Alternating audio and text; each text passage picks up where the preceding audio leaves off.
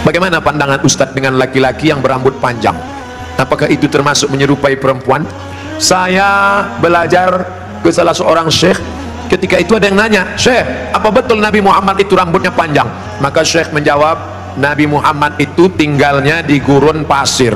Gurun pasir itu cuacanya panas. Maka kalau rambutnya pendek, nanti cahaya matahari kena ke kepala, maka dia bisa pusing, panas, dehidrasi, kurang cairan. Makanya Bapak Ibu ketika di Makkah disuruh pakai topi, pakai payung supaya jangan kena panas. Nabi kepalanya ditutup dengan 3. Yang pertama, rambutnya. Rambut Nabi itu dari depan panjang sampai ke belakang. Yang kedua, ditutup dengan qalansuah, topi. Setelah itu ditutup dengan imamah sorban. Kalau di atas kepala dililitkan namanya imamah. Kalau diletakkan di tengkuk namanya burdah. Kalau diletakkan di kepala seperti kerudung namanya ghutrah, bukan serben. Jadi Nabi kepalanya ditutupi dengan 3. Pertama, rambutnya panjang sampai ke tengkuk, dari depan ini sampai ke tengkuk segini, tebal. Yang kedua, qalansuah, kain penutup. Setelah itu baru sorban. Maka kita pun, kami pun ketika kuliah dulu di Arab pakai sorban. Pakai untuk apa? Supaya jangan kena panas terik. Musim dingin di bawah derajat 0, 5 derajat, 10 derajat, di bawah 0 dingin. Maka kepala juga ditutup pakai sorban. Sekarang kenapa Ustaz nggak pakai sorban? Saya sekarang kepanasan. Tapi saya tidak menyalahkan para habaib pakai sorban. Mereka mengikuti sunnah Nabi Muhammad sallallahu alaihi wasallam. Nah, jadi kalau ada laki-laki berambut panjang, tapi rasanya di tempat kita rambut panjang bukan untuk menutup kepala biar supaya jangan panas. Justru tempat kita makin rambut panjang makin kepanasan, ketombe. Jadi kira-kira rambut panjangnya kenapa? Kenapa rambut panjang? Ini. Tapi tidak semua yang berambut panjang itu karena mengikuti perempuan. Jadi tidak bisa kita hukum serta-merta kalau rambut panjang LGBT.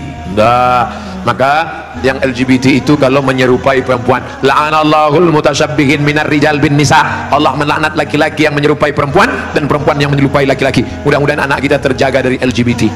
Tapi sebetulnya LGBT itu nama yang terlalu keren. Orang malah bangga sekarang disebut itu LGBT, itu bangga. Saya tidak setuju dengan LGBT, tapi saya malu mau nyebutnya di depan para kiai. Boleh saya sebut? Jangan sebut LGBT. Buat sebut nama yang mengejek, merendahkan, menghinakan. Apa namanya? PLT, penyuka lubang tai. Itu yang cocok bagi mereka. Kotor, najis. Zaman Nabi, LGBT ini hukumannya man wajadtumuhu ya'malu amala qaumi Lut. Kalau kamu menangkap ada orang yang melakukan perbuatan Nabi Lut, faqtulul fa'il wal maf'ul. Pancung kepalanya, hukum mati. Untung dia hidup bukan zaman Nabi Muhammad. Kalau hidup zaman Nabi, habis, selesai. Bapak Ibu yang dimuliakan Allah Subhanahu wa taala. Ustaz berani ngomong gini apa enggak takut nanti ditangkap bencong? Ngapain takut? Banyak yang bela saya. Tapi pas pulang nanti sendirian ngeri juga ini. Insyaallah, wa ta'awanu 'alal birri wat taqwa, saling tolong menolong dalam kebaikan dan ketakwaan, wala ta'awanu 'alal itsmi wal udwan. Ingatlah saudaraku, ada satu kampung namanya kaum Sadum. Pernah dengar kata Sadum?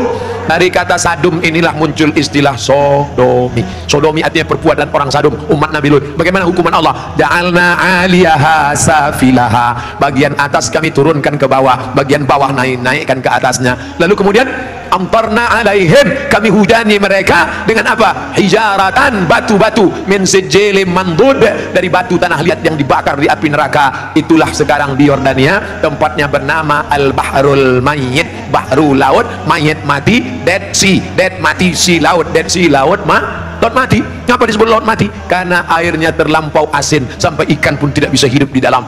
Orang kalau pergi ke laut mati ngapung di atas karena kadar garam yang tinggi. Nah, siapa yang punya kadas, kurap, kudis, gatal-gatal, mandi di situ sembuh. Di Yordania. Bapak Ibu yang dimuliakan Allah Subhanahu wa taala, Pompei salah satu kampung yang diisi oleh homo. Lalu kemudian datang lahar dari bukit turun ke bawah rata dengan tanah sampai mereka berubah menjadi patung-patung batu karena ditimpa oleh lahar. Tidak sempat merubah ekspresi wajah orang homo yang mati dalam keadaan melakukan hubungan seksual terlarang, tak sempat merubah dari wajah kesakitan dengan wajah penderitaan. Begitu yang dialami masyarakat Pompei. Oleh sebab itu kita berdakwah, mengajak bukan karena benci tapi karena ingin menyelamatkan supaya kita selamat. La ta'murunna bil ma'ruf, ajak mereka berbuat baik, wala tanhauna 'anil munkar, larang mereka jangan sampai melakukan perbuatan mungkar. Kalau kamu diam saja, aku tidak khawatir, kata Sayyidina Ali, aku tidak khawatir tentang betul dan batil, batil dan betul, karena dunia ini isinya betul dan batil. Yang aku khawatirkan adalah ketika kebatilan merajalela, orang yang betul diam, karena orang betul diam maka orang batil menyangka betul, yang betul menyangka batil, batil betul, betul batil.